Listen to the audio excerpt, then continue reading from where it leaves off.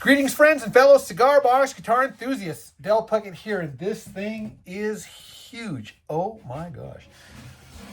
If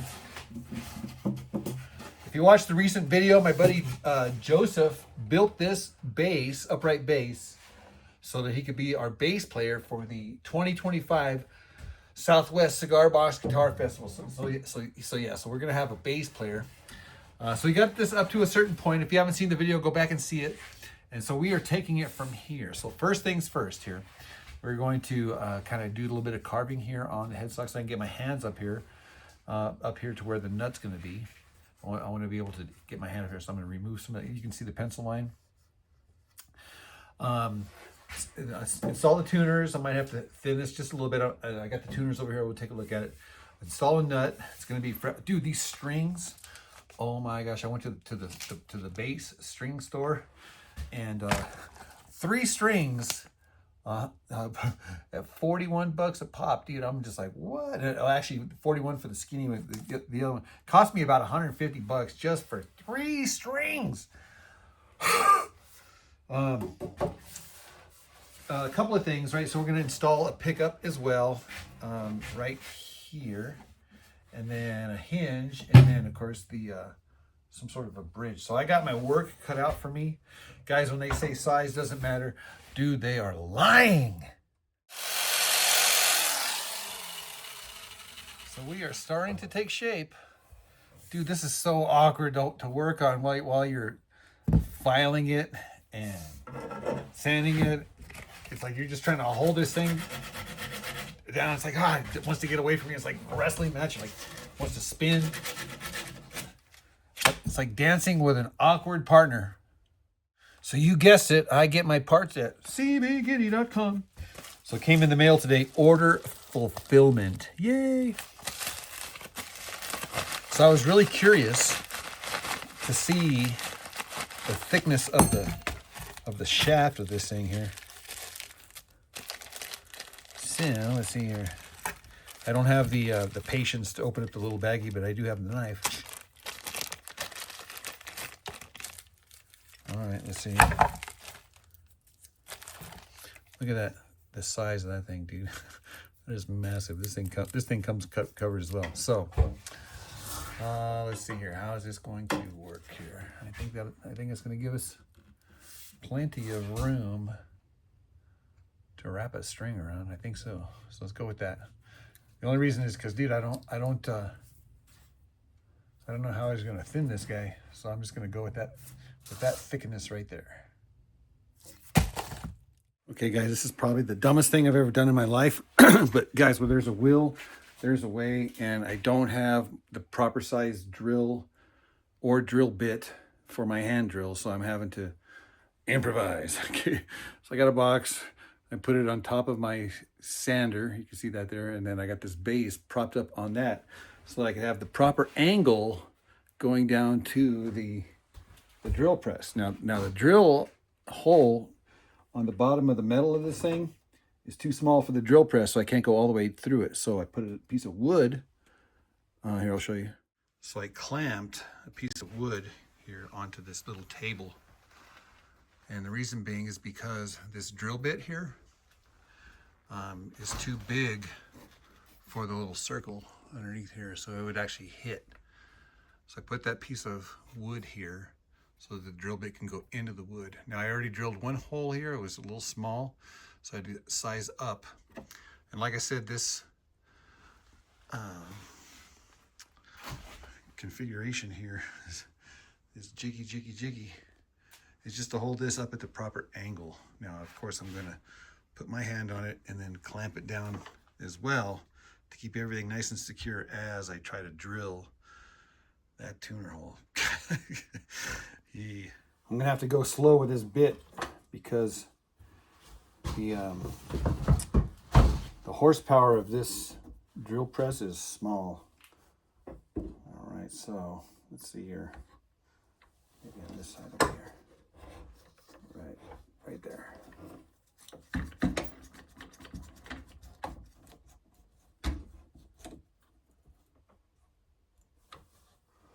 All right, guys, here goes nothing.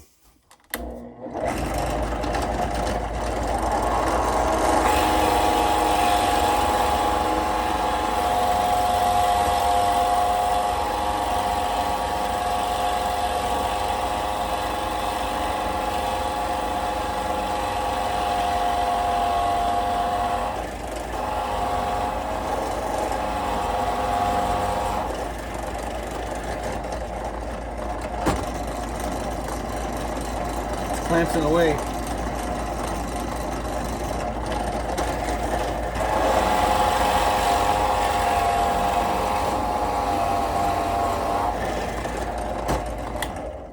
Wow, I think it worked.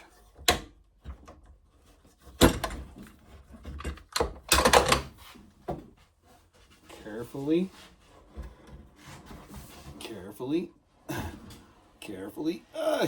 Yay. Yay. Well, not without a blemish. We have some tear out here. But other than that, everything else looks mighty fine. And 2 little clamps to hold everything in place. So I've been carrying these pieces of oak around forever. They were a part of a pallet. You can still see the nails, cut off the nails. It still has some of the original dust and packing material and cobwebs and stuff from its previous life. Well, anyhow, so I liked it because of the curve here. It kind of reminded me of a huge saddle. So I just cut it off there and cut it out smaller, and then made myself a custom saddle. So save this one for a future build. So I do want to do a little flyover drive over here. This thing is huge here. Check this out. So there's the yardstick. 36 inches, 46 inches, say 50 inches. 50 inches. This is going to be a 50-inch scale instrument. Oh my gosh. As far as the pickups go, I just got one of these, what do you call them? Single coil from CIGARS. And just drilled a hole and stuffed the wire through the hole and screwed it in to be the right height. Not rocket science here. Oh yeah, I've been wanting to use these things for a long time, so figured, wow, why not? What the heck? Found an extra size hinge.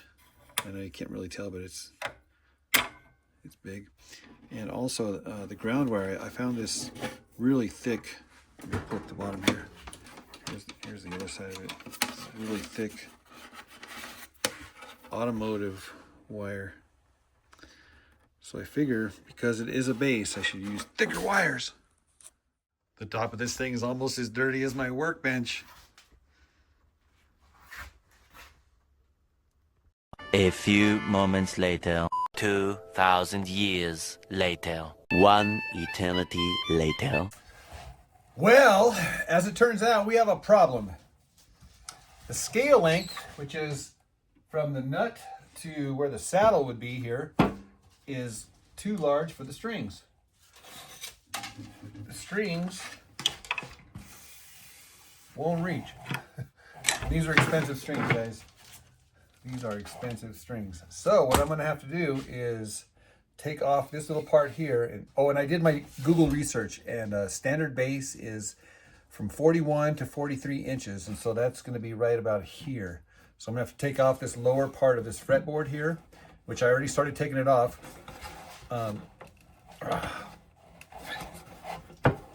Yikes. Okay, we're going to have to do a little more demo right here to take this thing off, and then I'll put the saddle in the appropriate place for the typical size upright base, and then I'm sure the strings will fit after that. Size matters, guys. Size matters. So as you can see, old Joseph put these dowels. There's dowels all over this place. A big old hunk of wood on the inside. There's dowels here. And so these dowels here prevented me from taking this thing off. So I tried to cut it here, but he's glued and doweled in here. So I cut it off here, right underneath there, and then cut it here. But man, that sucker is on there. Guys, yikes. I cannot, ow. I'm banging this thing on everything, dude. These big old instruments do not fair in my tiny little workspace. I'm trying not to, yeah, see, I already screwed it up right there. Dang it. I was trying not to do that. But I don't know what else to do. Ay, ay, ay. Maybe I'll have to save this for an extender on here. We'll see. Guys, this is a lot of work, man. Sheesh. So what I ended up doing was cutting off this piece here, installing the pickup here, drilling a hole, forcing the wires through here. And then I actually got a cigar box, cut out the top, and then glued it to the top of this thing here to give myself a nice base for this hinge. The hinge was on the bottom here, so it was too far of a launch from here to where the new saddle is going to be. So this is here is 42 inches. So this will be a standard, air quote, standard style or size at least of bass fiddle. So what's next? Probably soldering up all the wires and grounding everything, putting a jack, and then I want to put a volume control up here on the top. About right here.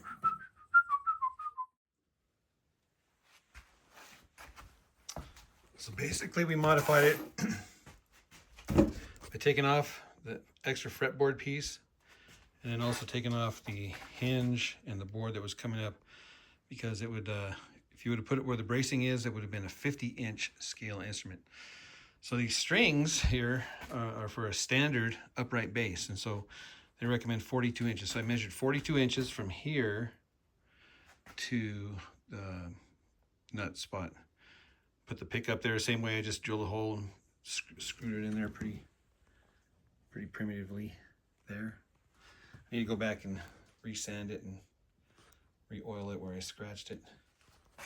But I did end up getting a cigar box top and then reinforcing it on the inside so that those screws with the ground wire, here you see the ground wire coming through. So that ground wire, everything is really secure. So I got 3 layers. I got this, I got the top layer, and then another block underneath it for those screws to go into. Because these, I'm assuming that these bass strings are pretty stiff. Now this is just an oversized saddle. So yay! Now it's time to string it up, tune it up, and tear it up. So if you're curious about these strings, all I can say is it's G, D, and A strings. It says it's a 3/4 scale length. And the only difference is it says 611, 612, and 613. So it doesn't say anything about the gauge, but I did tune them E, B, E. Just a real quick peek at the wiring here. So the pickup is on the front, and the wire comes through, and then we get connected to the potentiometer. And then the output of the potentiometer, oh yeah, we go through these. I gotta put it through these eyes, but it just kind of routes along. There's where the ground wire. I was just testing everything else. I need to go back and clean up all these solder joints. I went through 3 different potentiometers. It comes up here to the jack. So the ground wire is this guy. It just goes through, dink, and then into the hinge. Kind of unfair to test this thing with dead batteries. The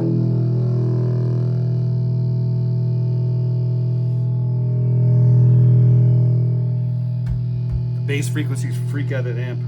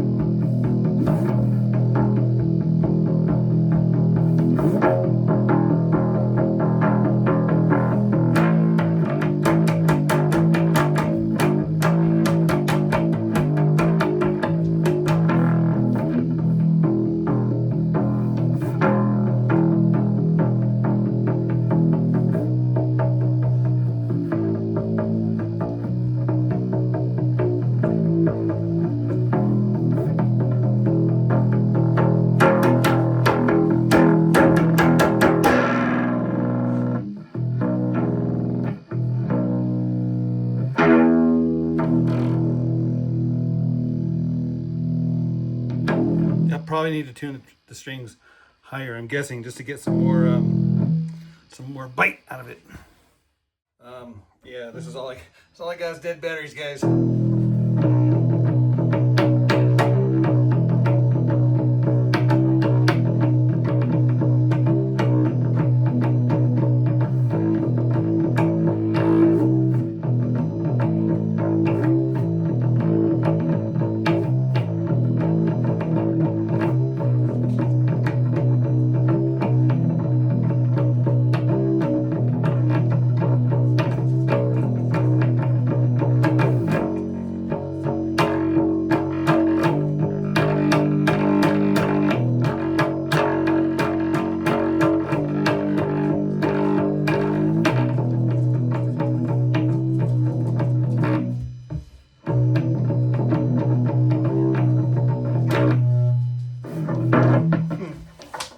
Oh, and the neat thing about it, depending on how you position it, it can balance on its own. Ta-da! Stay. Alright guys, hope you enjoyed this video. If you have any suggestions as to what I can do to avoid some of the problems that I had, like measuring the scale length first. Yeah! Be sure to leave them in the comment section. Guys, we will see you in the next video. Cheers!